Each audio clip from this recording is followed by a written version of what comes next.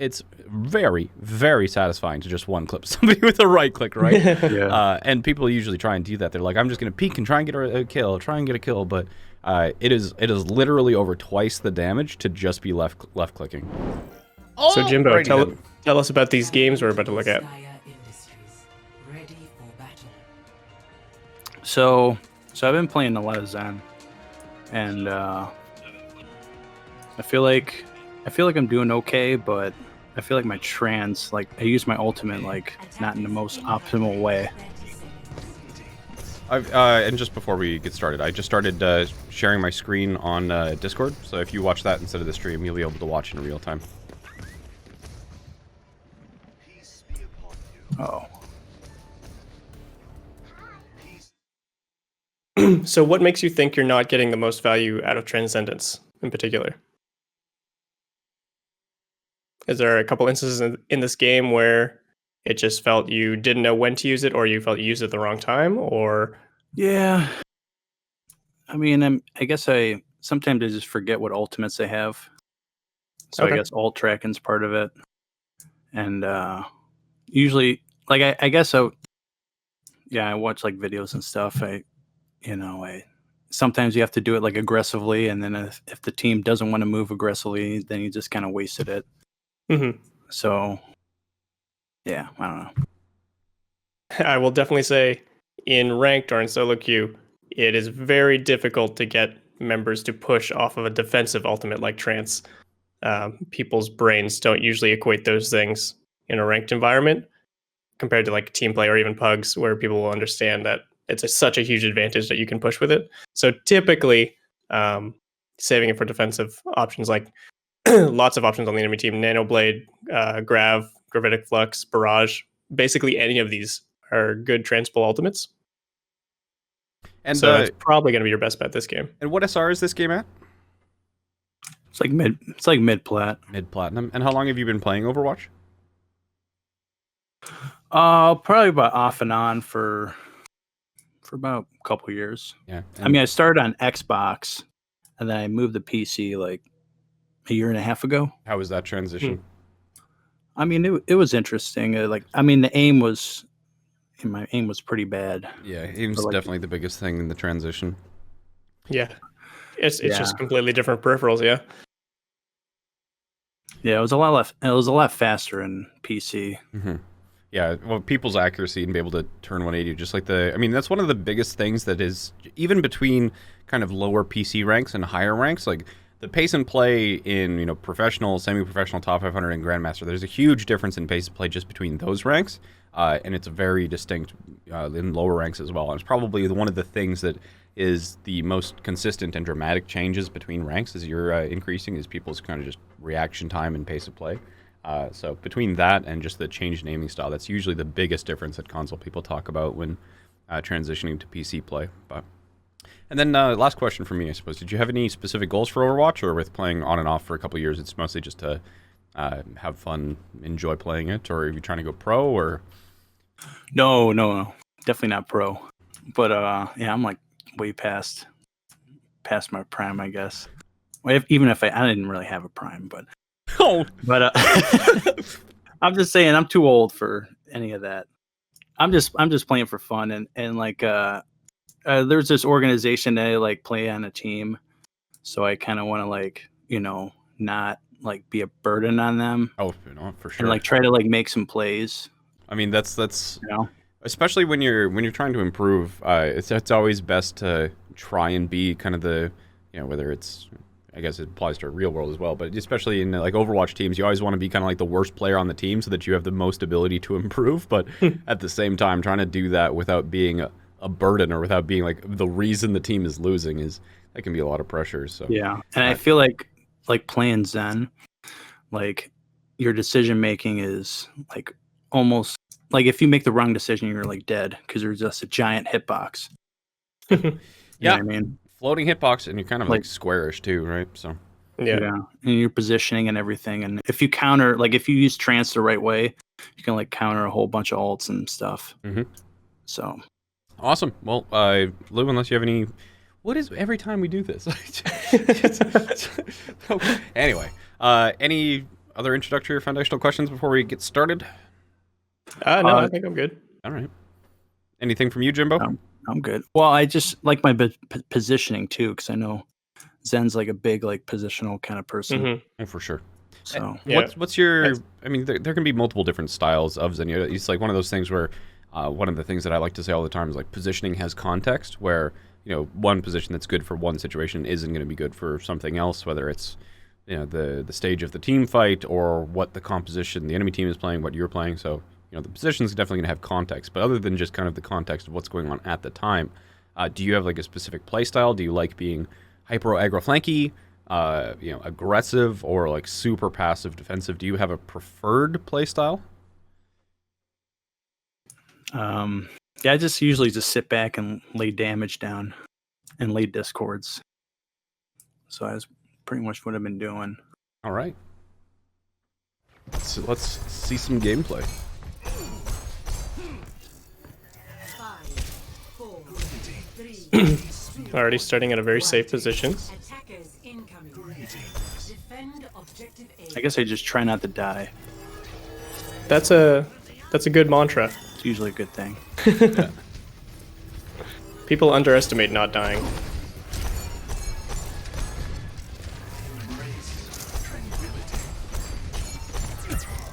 Ooh, nice headshot. Nice shots, yeah.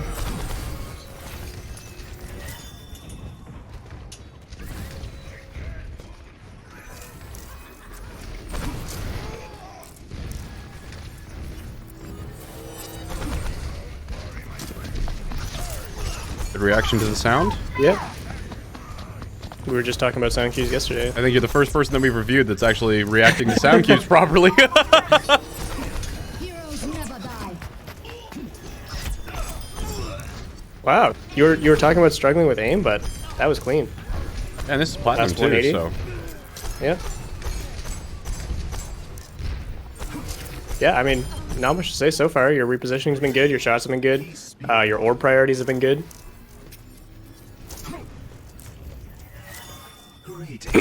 I guess we'll wait for something bad to happen. yeah, I've got a few things, but they're not major. I want to keep watching to see if anything.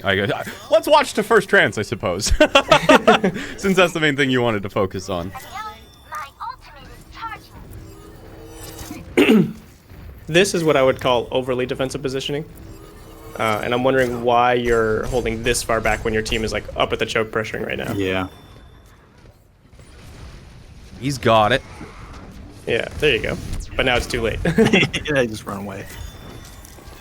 So yeah, so where you were holding is like exactly where you want to fall back to, but you always want to start as aggressively as you can get away with to get the most poke damage out, to get the most pressure, and force them to burn resources on their way in. Because you always have the option of falling back just by walking there. As long as you're smart about when you have to back up and stuff like that.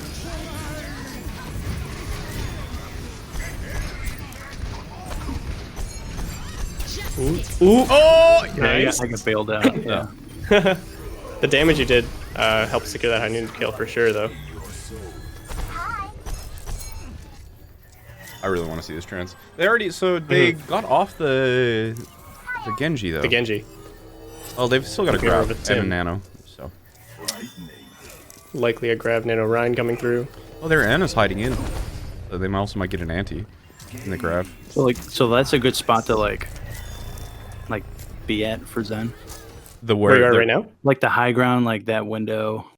Like, is that like an optimal spot to be in? I have some thoughts. Do you want to go first, Jayne? Yeah, so it's like, I mean, one of my favorite sayings, and I have a lot of them, is gravity is free, so you can always drop to the low ground here.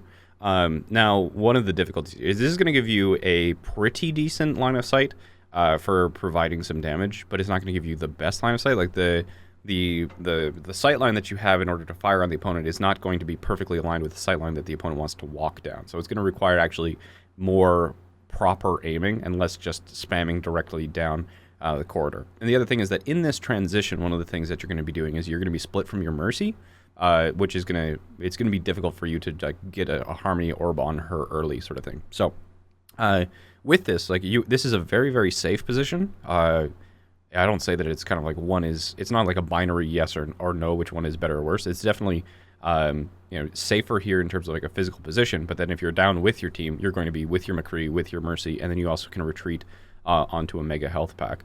So it really depends kind of what your goal is here. Being up closer like this, if you are worried about getting picked for some reason, which I don't really think they have anything that can really catch you out here. This, even if the Sombra gets on you, you're going to be able to pretty quickly drop either to the Mega or to your Mercy. So it might be overly defensive because I don't think that there's a ton of risk for you to play with your team, especially since you have Transcendence. You can afford to play right up, because if you're playing way far back when you do have the Transcendence, if you need to reactively Transcendence, you can have to Transcend and kind of scoot towards your team for a second before that trans can get value. So I would say it's more of like a to taste whether you like this position or whether you want to be with your team operating on the same sight line as your McCree to put more damage into the team as they try and push into your team, and then be with your Mercy if she needs support. So that's kind of like the one thing with the orb usage right now, is that you're flitting it over between like the tanks, which is really good because your Harmony is going to have the most effect when it is at armor, whereas your Mercy is going to be really, really good for single target healing. So the one change that I would make with your orb usage is kind of like you've got it on the tanks majority of the time. Yes, sometimes you're putting it on like a Junkrat who's got full health sometimes, where it's like the Junkrat and the McCree, because they're single targets, they're going to need more of that healing if they do get chunked by something, and they're going to benefit from damage boost. The Mercy's more or less going to cover that person's job. Did you have anything you wanted to add in terms of like positioning, Lou? Yeah, I wanted to bring up two things. So we're going to ignore the fact that they swapped up to Sim. But if they still had a Genji in this kind of situation, this positioning is really good. But the one thing I want to talk about is how you kite. So it's really natural to just kite as far away from where the enemy is coming from, so towards the Mega Pack or towards that other high ground where you were holding prior. But say a Genji pops up on that door to your left on those stairs, it's often better to give up this kind of high ground in order to favor kiting towards your team, like Jayne was saying, playing with your Mercy, getting healing that way. And I just wanted to bring up the fact that kiting doesn't always look like holding S. It can often look like walking forward towards your team if you're playing a little bit split from them as Zenyatta. And then the other thing you talked a bit about it, having Transcendence, you can be more aggressive with your positioning because you have your get out of jail free card. You should not be the one to die if you have Transcendence. Even if it's forced out at a bad, quote unquote, bad time, you can still get a lot of value by playing aggressively, knowing that you have it. So I would say you could even play more aggressive than this and play in that mini room at the bottom left there, get some crossfire shots in, and then as long as your team's playing aggressive with you, they should be forced to use ultimates like Grav in order to break that pressure, and then you can just counter it immediately because you're right there with the team. Oh, okay. So you're saying like I can play a little bit closer since I have ultimate? Like I can play where the mini is? Yeah. You can kind of get away with it. You'll see people like, it might be hard to visualize yourself as like Jay Jonak or as Twilight or someone like that, but they will play extremely aggressive when they have Transcendence, knowing that if the enemy decides to push them, they're just wasting their time because he's got to get out of jail free card.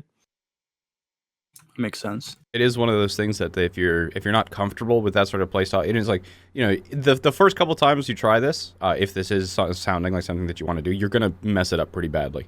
Because like you're going to be too aggressive and you're going to get your trance, you're either going to die and misjudge the damage, or you're going to misjudge and have to use trance before they applied enough pressure to make that trade worthwhile. You want to make sure that they have to apply enough pressure where they need to use Graviton in order to push into you to try and get to you, and you can counter that pressure with your ultimate. But if they are just able to kind of flush or move into that room and not use any ultimates in order to do it, then it's a little bit of a waste. So there's definitely a fine line there. But yeah, if you do want to play that aggressive positioning, that would be another option. This is kind of one of the situations where there's no. It's like sometimes I think it's pretty rare. I think main tank is probably, especially Reinhardt, is going to be the one who has kind of the most this is the best position, where a character like Zenyatta is going to have a lot more variance in what positions are good, and a lot of them are just going to have kind of pros and cons rather than being this is distinctly the best. So, but with that, you can also with changing up your position, you can also kind of make yourself a little bit more unpredictable to the enemy, especially if they have flankers.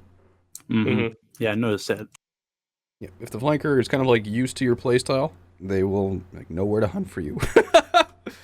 The one exception to that, I will say, is EMP, in which you probably want to hide. Right.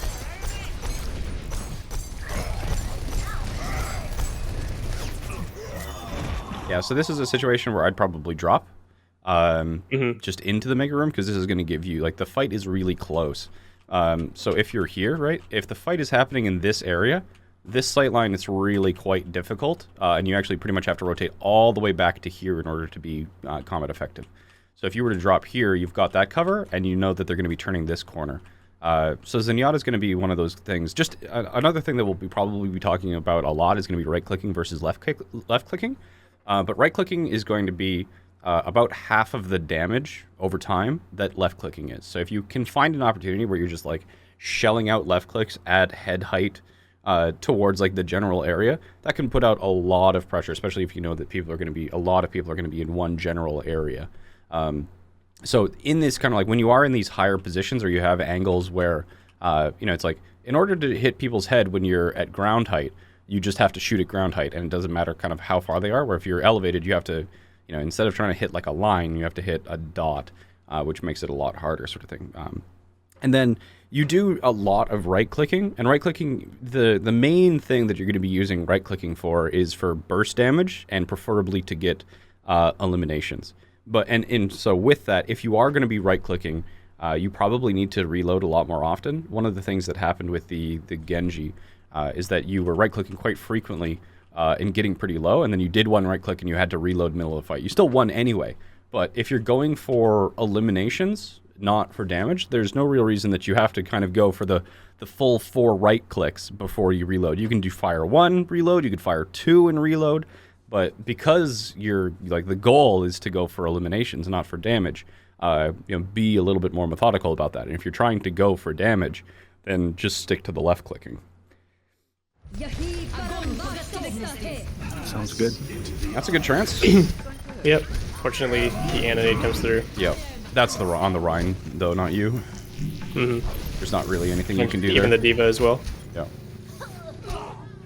But you did your job there as far as your nade. trance goes. Where did that nade come from that she hit it? Because she was just in front of the shield from what I saw. No, she walked around the side. Ryan was shielding the sim. Yep.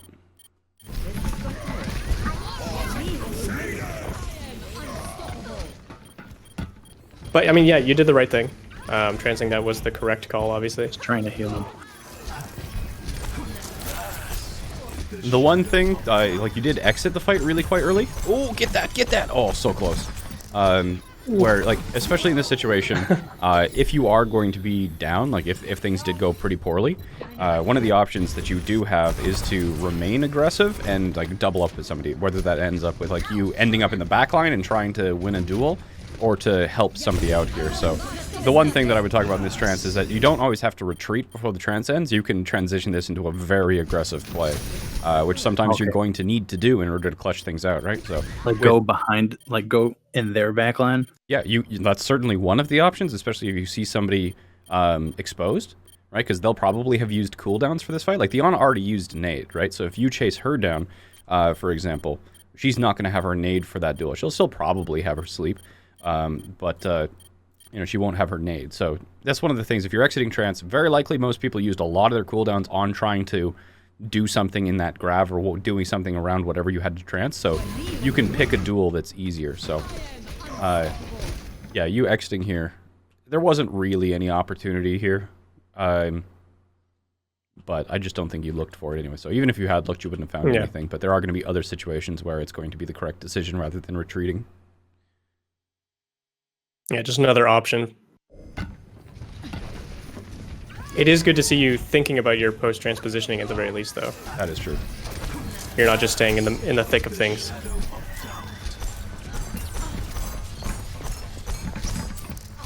Oof. Yeah, just one minor thing there is that you dropped the Harmony Orb on the Junkrat and then immediately left his LOS. So if you do have a critical target that you need to keep harmonied, your position is also going to depend on you at least being able to reacquire sight on that target every 3 seconds, so it doesn't drop off. So you put that harmony on the Junkrat, immediately broke LOS, so the harmony didn't last very long. Gotcha. Same kind of thing here, looks like. So this is a great sort of situation. So let's move back here and kind of do some So you've got your left clicks are if you're going to be going for damage, and your right clicks if you're going to be going for eliminations. So as you're kind of like walking up these stairs here, what are you thinking that you should be doing? Should you be left clicking or right clicking here? I mean, I try to put as much pressure on as possible. You know what I mean? Because my goal is to put a Discord on the Rhine and then win the Rhine battle. For sure. Yeah. You know. And then I saw the sim. I was like, oh shoot, the sim's gonna flank. I should probably pressure the sim. Or. Mm-hmm. So I definitely agree that like Reinhardt would have been a great decision. Like if you just go here, like the bubble's already out. If that Reinhardt swings, it's super easy to get a Discord on a Reinhardt and a Harmony on yours, and then that Reinhardt is basically stalled. They can't push in. I think that trying to fight a Symmetra is. Like, there's going to be other targets or other people on your team that are better suited for it, like your McCree, for example. So I would probably hedge towards doing things that you're strongest at and letting, if there's a task that needs to be done and somebody else is better suited for it, I would leave that task to them as long as you're not in immediate threat or your entire team isn't in immediate threat of dying. So moving to like this position where you have this lined up and you can just continuously left click to put a lot of pressure on the Reinhardt would be a really good decision. And if you are going to be playing up here, then here would be a good thing to right click. Now, one of the things that jumped out to me is like right here, for example, there's that Ana who's sitting still, right? So right here, this would be a great example to just like pop out, peek, right click her, you've got the elimination, and little things like that can just win fights. But she's hard scoping right here, not even moving. So that's like a boom. I didn't even see her. Yeah. I didn't see her either. I heard it. So like you did really good reactions based off of audio cues on the first point. And this is where I think like subtle things are going to be able to tell you kind of like location and status of enemies through walls. I mean the audio design in Overwatch is quite good for this. So.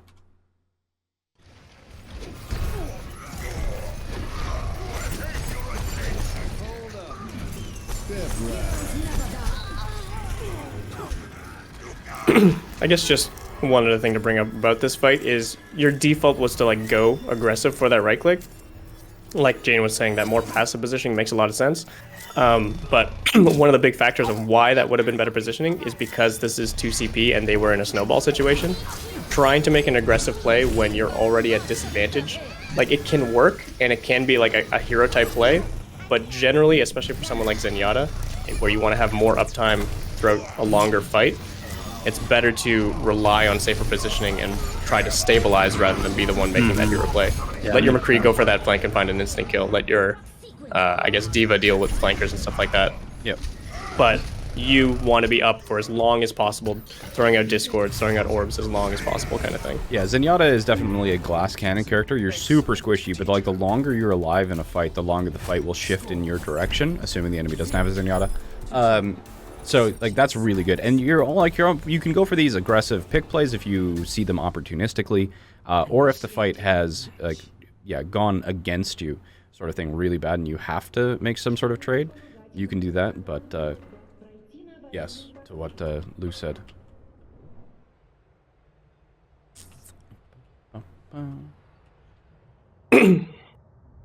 Yeah, unfortunately, sometimes 2 CP really comes down to 2 fights. Yep.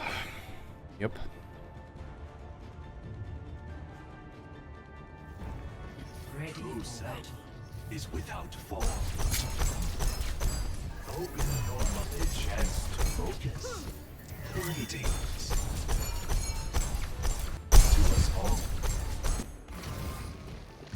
Be one with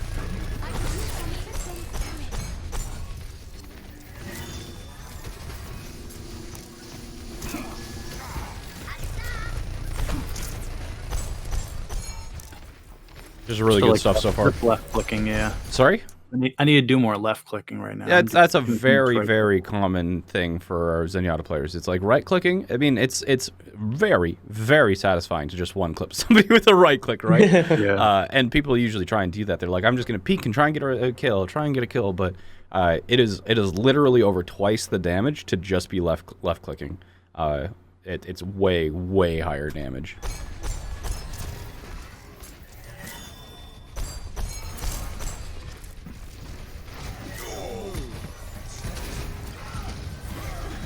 Yeah, just another thing about your orb usage. Understanding where you're strong and understanding where your other healer is strong, I think is going to be pretty important.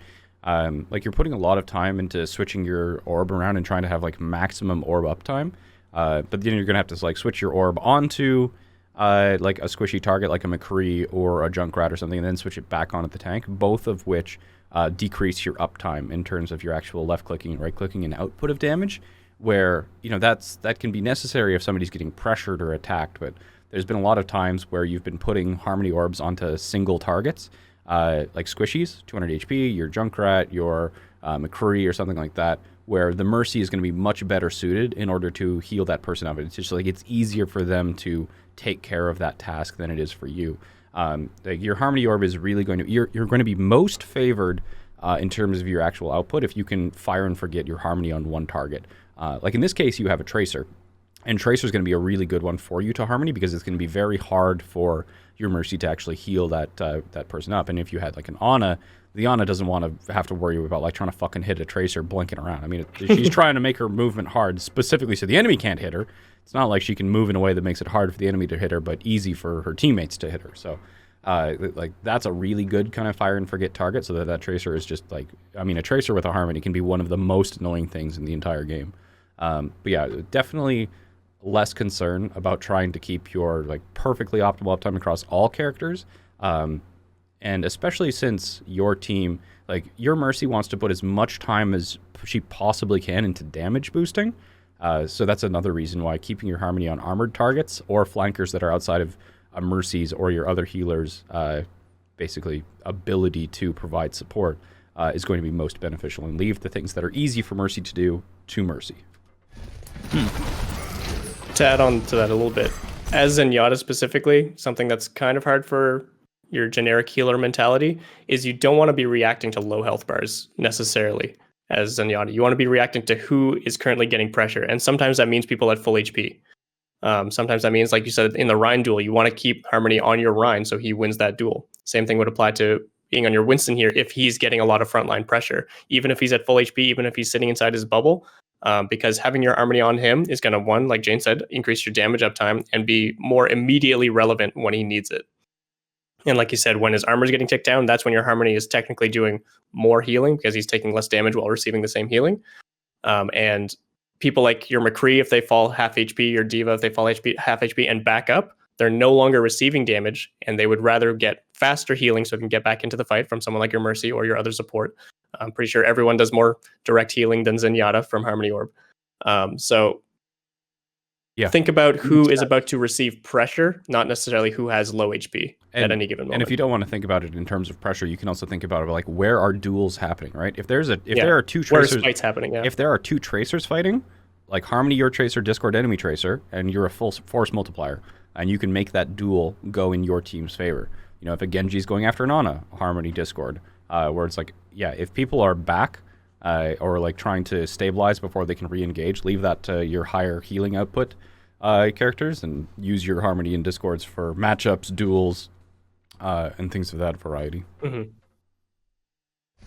Sounds good. This is also assuming you're still in a fight. If you're just sitting back waiting for the next fight to happen, of course, heal whoever's low, but if there's any chance for you to be doing damage, you want to be doing it.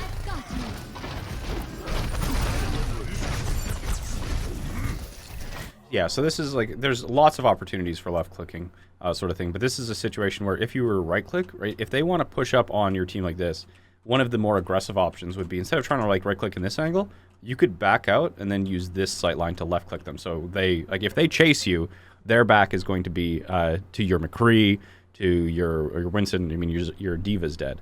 But yeah, this is going to be an opportunity to find more angles where you can consistently left click instead of always trying to like right click and peek through cover. Just having that uptime and then making these kind of like splits, because this Reinhardt's really low. If you had rotated out this direction, left clicking into the back of him, breaking the lamp, that's going to really shut down their aggression. And like they could try and turn and go on you, but it's very likely that they would die because they would break LOS with their support and they'd be under crossfire.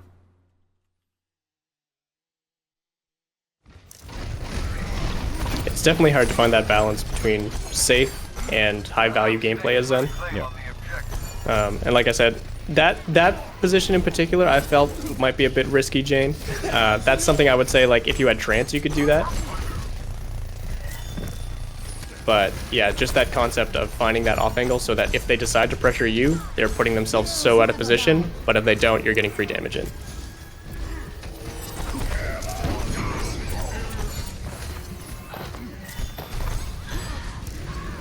Oh, big. Okay. You seem really hesitant to move forward here.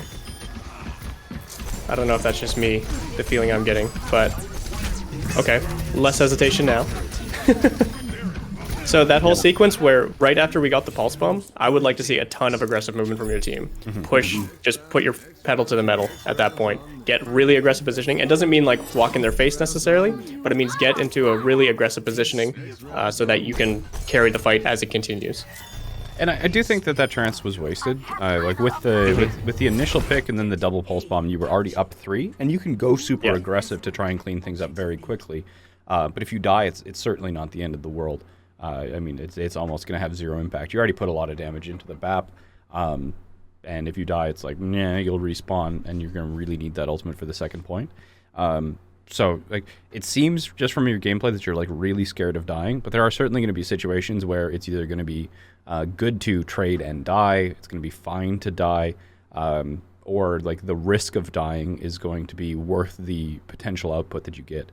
Because no position is going to be 100% safe. Like, every single position that you take is going to have, you know, pros and cons, risk reward. There's going to be a trade-off where, you know, the more value that you get out of something, or the more potential value you get out of something, is probably going to be the riskier play that you take. So, like, this is, I mean, I'll go on a little bit of a rant here, but so min-max is something that gets thrown around a lot about in gaming. Sometimes it even gets thrown around in D&D. And colloquial, when people say min-max, they mean optimize, where they make the numbers that are supposed to be small minimum, and they make the numbers that are supposed to be big maximum, or, you know, it's like colloquially the term is misused to mean optimize. But at least in terms of game theory, it stands for minimizing your maximum potential damage. Damage being like damage that is done to you. So that's kind of like one style of playing where you want to kind of like as soon as you have a little bit of an advantage, let's say like you have in like something like Magic the Gathering or chess or Go or anything like that, if you mathematically have a 51 or 52% chance of winning, then you want to do the plays that will minimize the chance of you being dealt a large amount of damage and having that swing. You want to kind of like basically play at a deadlock where if you have that advantage, you keep that marginal advantage as much as possible without it kind of going down the way and having your win chance go to 48%. But it also basically says that, you know, if you are trying to move that win percentage up from 52 to 55 to 60, it means that you are taking undue risks in order to do so. So with that, like, there's going to be certain chances where you need to take high risks to get high rewards, but then there's other situations where there is basically no risk because in this situation, that team fight was probably like a 90% chance of winning, and it doesn't really matter. You can just go in and feed your absolute brains out, just trying to finish things up, and even if you die, as long as your entire team doesn't feed one at a time and make that 10% chance of winning true. I've lost fights like that we took 3 out and then we lost. So I like panic. I was like, okay, I'm not losing this fight. Yeah. and it's like, you know, you can definitely, if you were in like a last fight situation and you're like, you really don't trust your team, or you're like, you want to be super sure that you're winning, then you can play like that. But the reason that I bring up the min-max thing about like minimizing the maximum damage that's been done to you is that if you're getting into a situation where your team is like minimizing the maximum amount of damage that can be done to you, works when you have an advantage, no matter how slight it is. Whereas like when you are at a disadvantage, playing like that ensures that you remain at a disadvantage. Where if you are at a disadvantage, you do need to take you need to make higher risk plays in order to get a reward and try and move that win percentage back up towards 50%.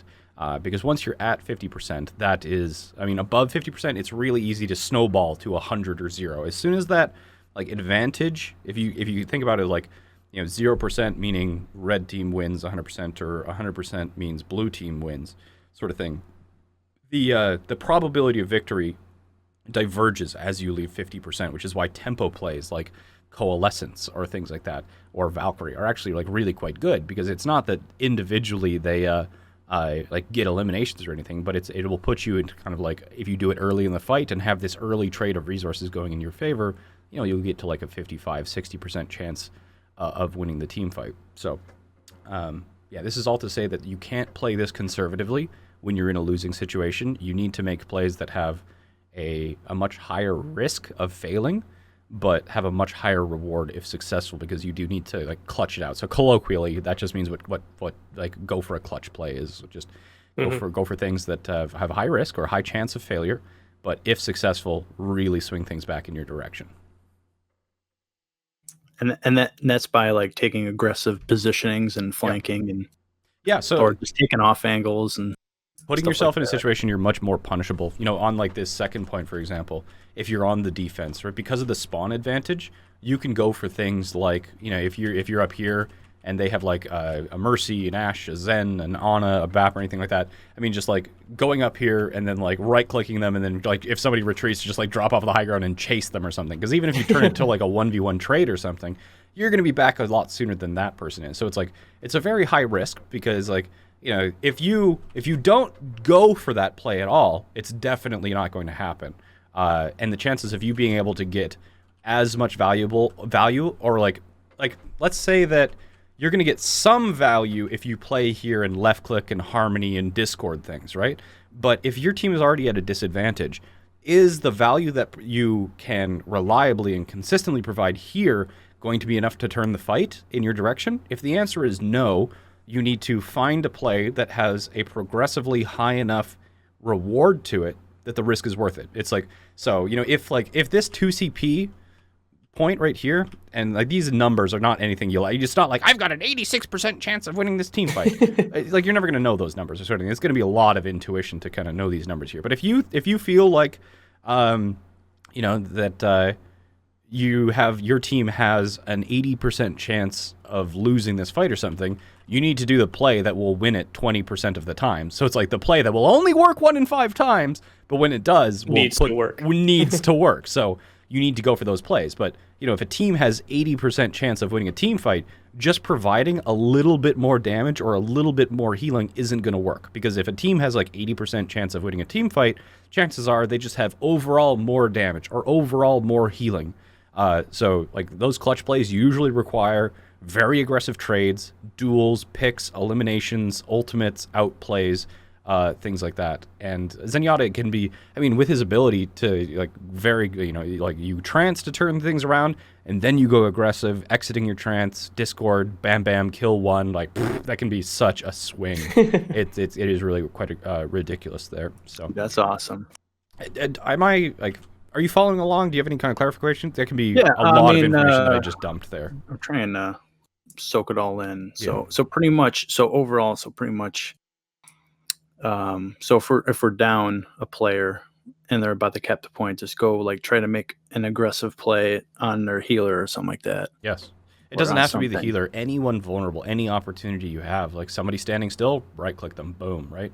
And if you need to, like one of the things where it can be a situation where even if your play fails, just trying to attempt the play could have been more valuable than the conservative play. Because if you like take a duel with their Ana or the Baptiste or something, and then you end up dying to that Bap or Ana, it is going to be probably more valuable that Ana and the Baptiste had to pay attention to you instead of the front line. And then maybe your team somewhere else was able to actually take out their main tank or something like that, while you had distracted their healers, even if you didn't get the kill. So it's like, even if you did go into the back line, try and take that duel, try and get the trade, try and get the elimination, and you failed. Like, if you forced one of them to look at you, if you forced the Ana to look at you instead of to look at their main tank, or if you forced the Ana plus one other person to look at you, then you've commanded a lot of attention, and therefore the resources are going on to you and not to the main tank. And then it's like, even if your trade doesn't succeed, your trade in that situation might have enabled a trade on the point. And especially in 2CP, very, very important because again, if you go into the back line and feed, but your main tanks trade, then your main tank is going to be faster back to the point than the next main tank, and like all you need to do is keep going for these like really high and just try and get trades. You don't have to get eliminations. You just trades are fine because of the massive discrepancy in the spawn advantage here. All right, I'll do Since that. you mentioned, just really quickly, since you mentioned you play on a team, I just wanted to say like this concept of advantage disadvantage states, it grows exponentially when you're playing in a team environment. Yeah. And so like the idea of like for like first point you said you've lost fights where you've taken 3 members out. If a team doesn't understand this concept properly and you go up 3 members and everyone goes to the point and then 3 members go to take 3 more duels to go knock out the remaining 3 people, and you flip 3 coins and they all come up tails and then you lose all 3 of those duels, you've just evened the playing field for the enemy team. That kind of thing. Yes. So something I tell teams I'm working with is anytime you have an advantage, the best way to maintain that advantage is to simply just play together, do the same thing together. Yeah. As soon as you start diverting, like Jayne said, you want to play conservatively when you have an advantage in order to maintain it. But what that looks like in a team environment is often just like working together, playing almost like default, as if you haven't gotten any kills. Yeah.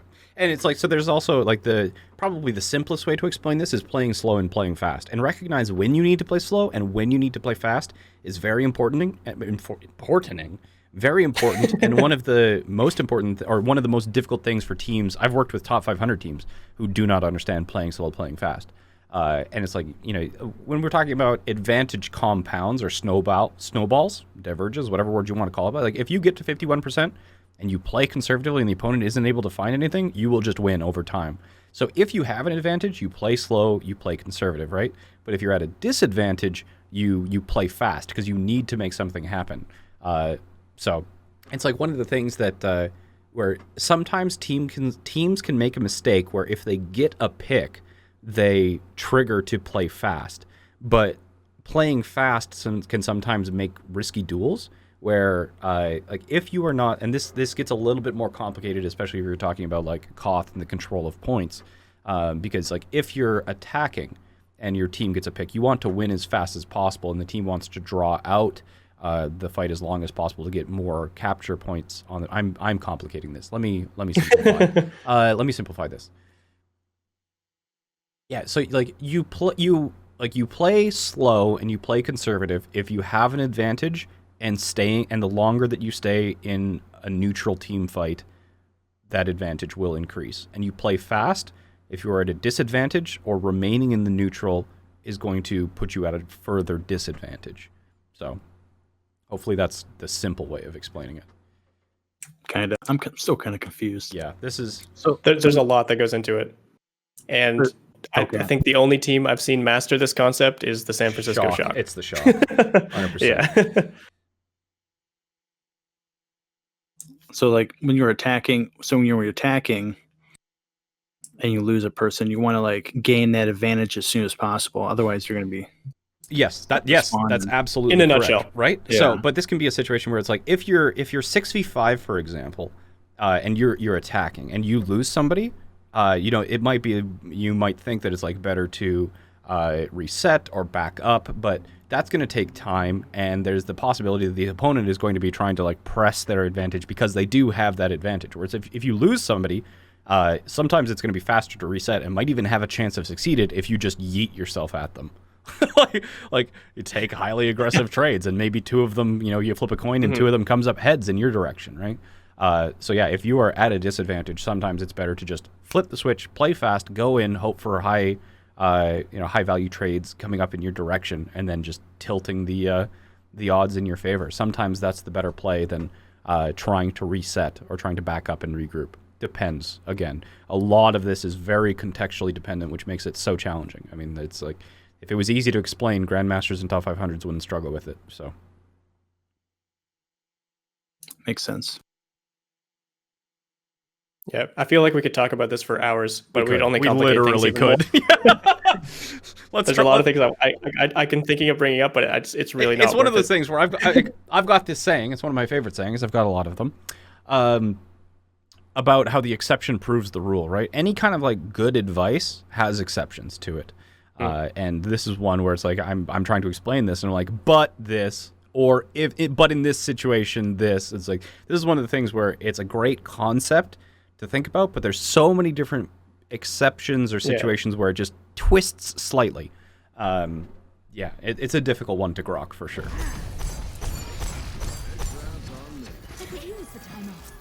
All that to say, that last trance was wasted. Yeah.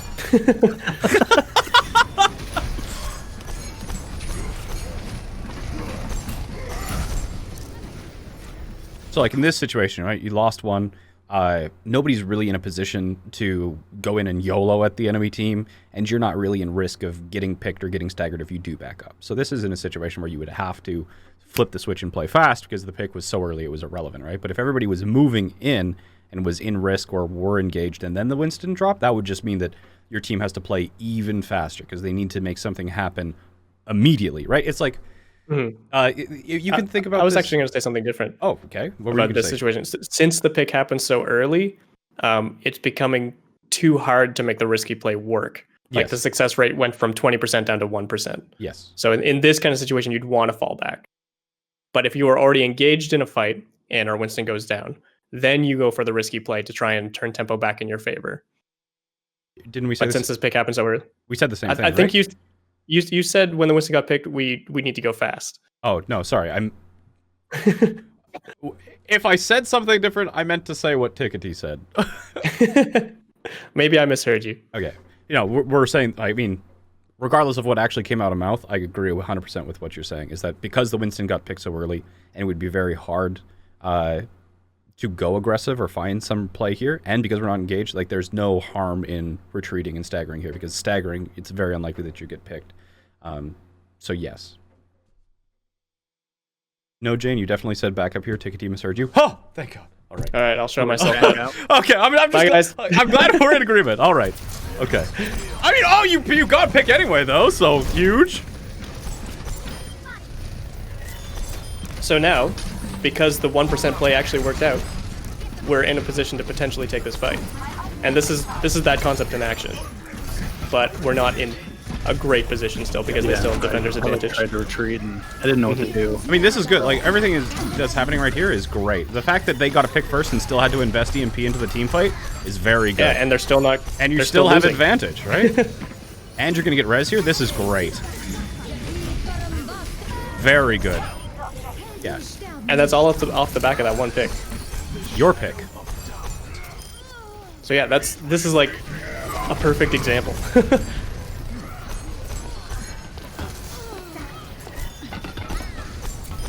And then the sim just murders everyone. Unlucky. Defender advantage too strong. That's another situation where I think that there are going to be some situations where it's going to be better to drop, because this high ground is going to make you safer, but it's also going to make you less lethal. Whereas like dropping and being on the same level as somebody else is going to be a lot easier to land headshots and just have shots hit bodies, hit shields, things of that variety. So I would have dropped and been in a position to kind of have like a higher output in terms of your damage. But other than that, like the lead up to this was a lot of things went in your favor here. Like, should I just like start rotating left and like play the left area? Yeah, I think that'd be good. Like, you know, Start drop towards the volleying, mega like, room, from- yeah. like here's fine. Like having here and to retreat onto the mega is good. Just using this You as can cover. even more aggressive options too. You can wrap even further left. Get really good sightlines all in way like here. the pit area here. Yeah. I think that I'd probably try, like if this was me, I'd probably try and be a little bit more aggressive in this area, because you want to be able to shoot into this area as well as anybody who's on the high ground. And if you're like playing right up close here, you only have that sight line. So I'd probably play on either side of this box, especially since that's likely where to be my second support is going to be. So, but yeah, like once your high ground position, it's kind of like you're in that position because it's safe. But you know, there is a point where you need to drop or like continue to move up because the context that make that position make sense has changed. Yeah. Fights evolve. They do. Yeah. We got to keep Like up. one positioning, like if you're positioned like in one spot, it turns into like a dangerous position. Or even if it remains safe, it becomes too safe. So, Right. Yeah, and not valuable enough. Right. Yeah. And since you're so immobile as Zen. These are things you need to think of like almost in advance and be like pre-moving as soon as you see advantages or disadvantages happen. Because if you're moving by the time you're not getting value, it's like almost too late. You need to be constantly moving to keep up and continue getting value throughout a fight. Yeah, that was my bad. Ooh, clean. Like, I think the fact that you play on high ground so much has increased your aim, which is really quite good. One of the things here is that like I would be using trance aggressively here. There's been quite a few times where like your second support has died or your diva lost mech, and especially on 2CP or like a closing 2CP here, you need to be maintaining your tempo because like any time that they trade at all here, it's going to be a difficult one to come back from. So maintaining that aggression, make sure you don't lose your second support, making sure that like if you have to, you like trance to save your diva's mech, because it's like trying to win on a 2CP point attack is going to require more than a 51% advantage, right? You're going to need like a 66, 70% advantage maintained in order for that number to go to 100 and for you to win the fight. So I'm guessing you were trying to hold out for EMP. Yeah, because I saw the Sombra, like, I saw her come in. She was And I was posturing like, a little oh bit. shoot, she's probably gonna EMP, so I trance and Yeah. but yeah, I felt like if I would have had a good trance in that fight, we probably would have won. I'd agree, yes, but nothing This is to a beat pretty- yourself up about. Yeah, it's a kind of a 2CP specific concept where even though it feels like an overinvestment, committing the Transcendence earlier there would have meant you had a clean fight, basically gotten clean 6 kills and be able to hold the point, and they would have a much harder time, even with ultimates like EMP, to come back out and onto the point. Because even if the Sombra EMPs all 6 of you, if she's the only one on the point, all of you still have the ability to just shoot her in the face. Yeah. Can't hack guns, apparently. Nope. Only legs. 60 seconds. That's fun. Focus my target.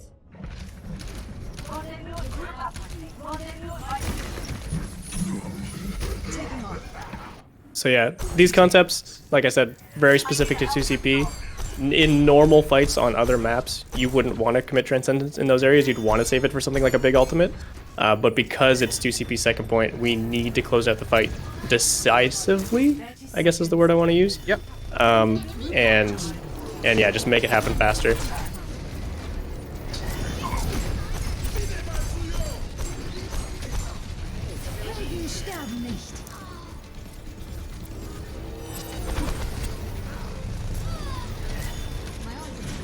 Yeah, this is going to be unfortunate because you're already down 1, right? But you're in a last fight situation where you have to play aggressive. I mean, your diva got a pick to even it up. That's big. But you can't lose somebody here, right? So even if they don't ult, if oh, you got your Mercy involved here. So yeah, at this point in time, you want to make sure you don't lose anyone because you've got well, your Tracer's going to be coming back from spawn, right? Because she died. Yeah. So okay, she's almost back here, sort of thing. But so if this situation, if you are necessarily like saving for something like an EMP, that is a luxury to be able to save your EMP for a situation where it counters another grav. Where it's like if you know, you don't want to get to a situation where like, you know, if you're going to lose, it's better to have used the trance in order to force them to EMP rather than to lose and not have them had to use the EMP. So it's like, if they're going to win anyway, make them use ultimates for the pleasure.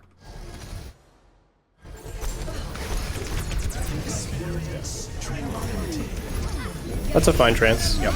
Like we said, it's not perfect. But it's 2CP. But, yep.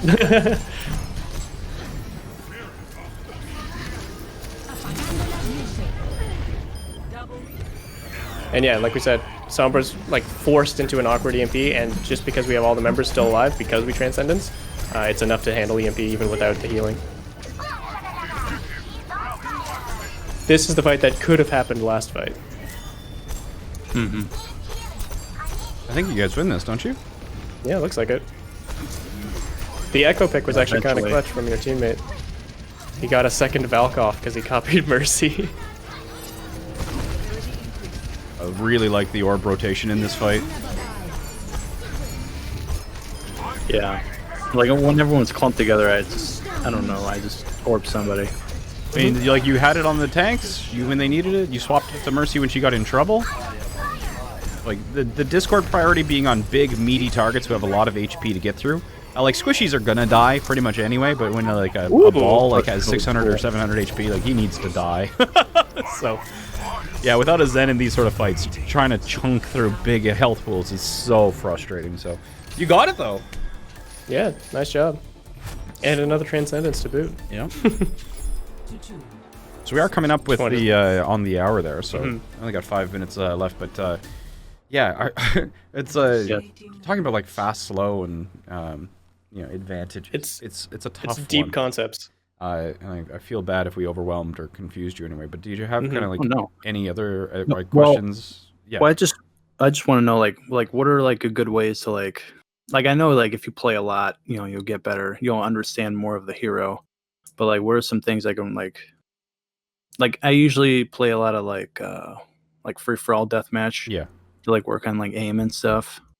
So if I was is there- to be working with you longer term, or like giving you things to work on in ranked, or like practice routines or drills or anything, the main thing is that you very clearly have a good conservative play style.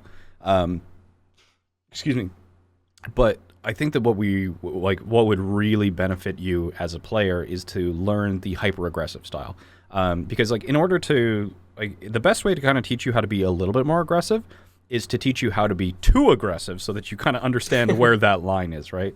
And this kind of thing is called limit testing, where you push yourself into absolutely ridiculous situations that you have no hope of of like succeeding in. But sometimes you just like through turn off voice chaos chat. or luck, or just like sheer god tier mechanical outplays, you pull something off. It's like you need to know where is the line between too ridiculous, too risky of a play, but if you did pull it off, like, you know, let's take the 1v3, because if I kill the 3 of them, we'll win the fight, right? You have to kind of like take those chances to figure out what your limits are.